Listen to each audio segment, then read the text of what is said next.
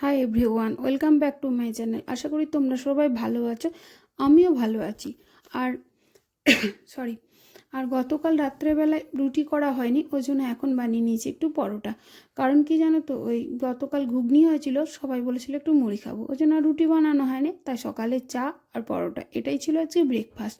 আর একটু মুগ ডাল ভেজে নিচ্ছি, মানে রান্না আমি বসিয়ে দিয়েছি, আর সব কাজগুলো হয়ে গেছে, শুধু রান্নাটাই বাকি আছে। আর এদিকে আমি কি ভাজছি বলো তো, এটা তোমরা অবশ্য ভাবতেই পারো যে এটা আলু। না, এটা আলু না, এটা কচু ভাজছি।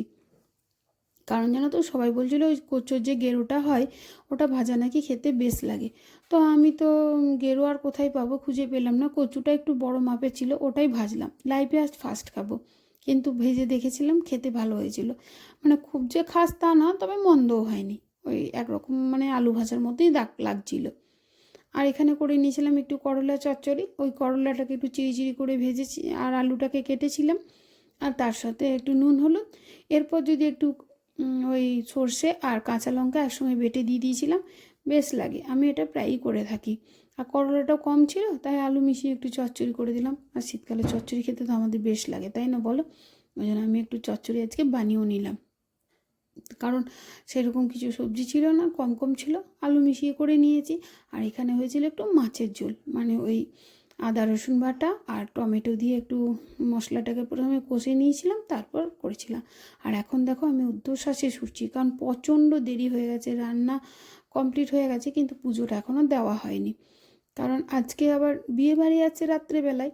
তো ভাবছি সবাইকে ওই পুজো দিয়ে খাইয়ে দাইয়ে রেডি করে আমি নিজের জন্য একটু সময় পাবো। তাহলে সেই টাইমে কী করব, নিজের ওই যে শাড়ি জুয়েলারি এগুলো পরবো, সেগুলো একটু ঠিকঠাক করে নেবো।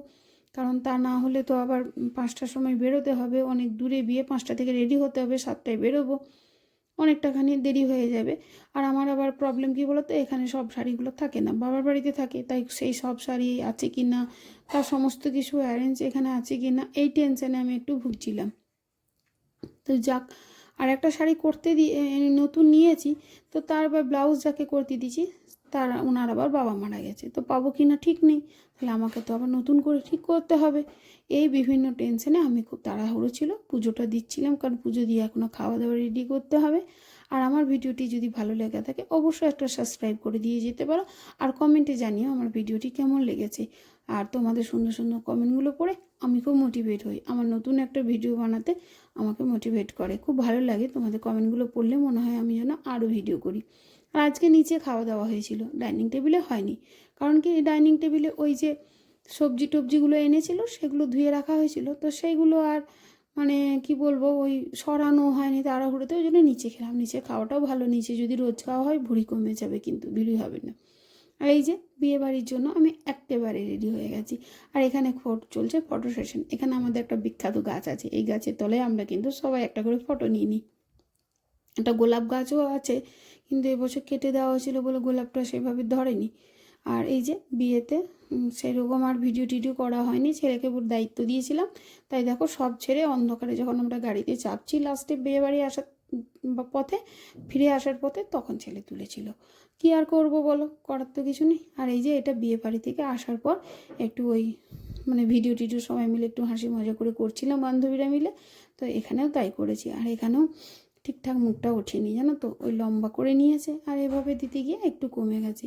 তো ভিডিওটি কেমন লাগলো অবশ্যই কমেন্টের মাধ্যমে জানিও। তোমাদের সঙ্গে দেখা হবে আবারও একটা নেক্সট ব্লগে, সুন্দর একটা ঝকঝকে তকতকে ব্লগ নিয়ে। তোমরা সবাই ভালো থেকো।